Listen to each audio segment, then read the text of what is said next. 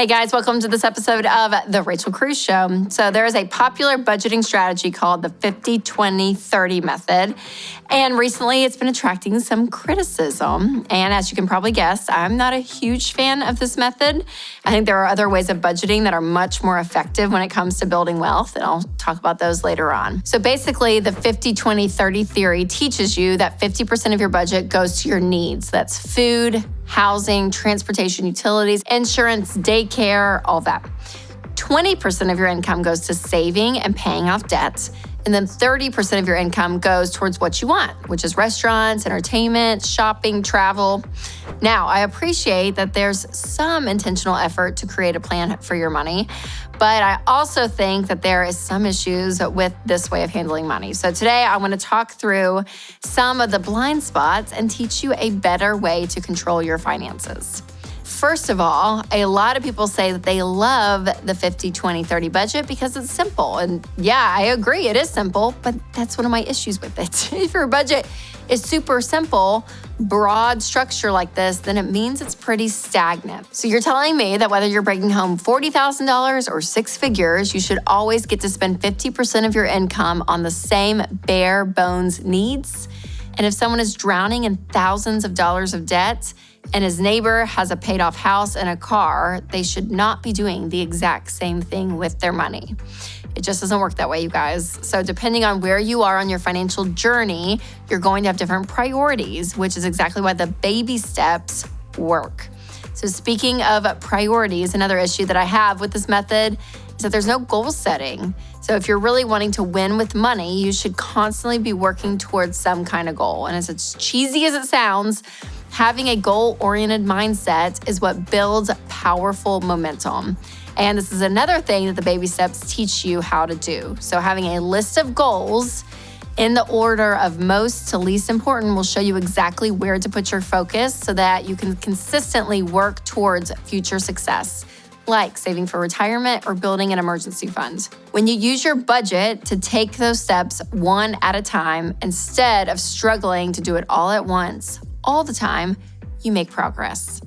So more on the baby steps later, but first I want to tell you about one of our sponsors, Op Games. Op Games is terrific, you guys. There are so many board games that they offer, and I'm telling you, this is a great way to have fun with your friends and family, especially if you're on a budget. If you're paying off debt, if you're building your emergency fund, and you don't have a ton of money just to go and spend at the movies or out and about, having a board game and creating memories and a lot of laughter, a lot of fun is where it's at. So make sure to check out my favorite board game, Telestrations, at Walmart or wherever you buy games. All right, another reason I don't like the 50-20-30 is that it doesn't account for generosity. So I'm a big proponent of giving. You guys, it is a powerful thing that you need to do with your money. And when you commit to making small sacrifices in order to bless other people, those blessings come back to you. And I see it all the time. There's something about the joy that is created inside of you when you are giving. So whether it's the traditional 10% tithe, or maybe you set aside a certain amount of money for a local charity every month, choosing to spend some portion of your income unselfishly will change the way you think and handle money. And this brings me to another flaw about the 50-20-30 system. It focuses way too heavy on your wants. So I don't want to be the grumpy old party pooper here, but sometimes it's just not necessary or helpful to spend your money on non-essential purchases. Now, don't get me wrong, there is a time and a place for this, okay? I want you to have fun with your money.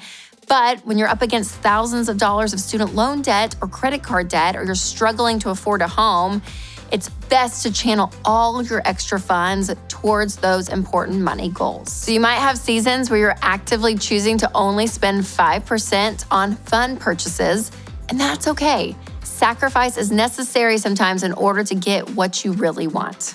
That's the beauty of having a budget and a long-term goal is that they work together. Plus, when you're working towards a specific money goal, there's hope in knowing that your current budget won't be forever.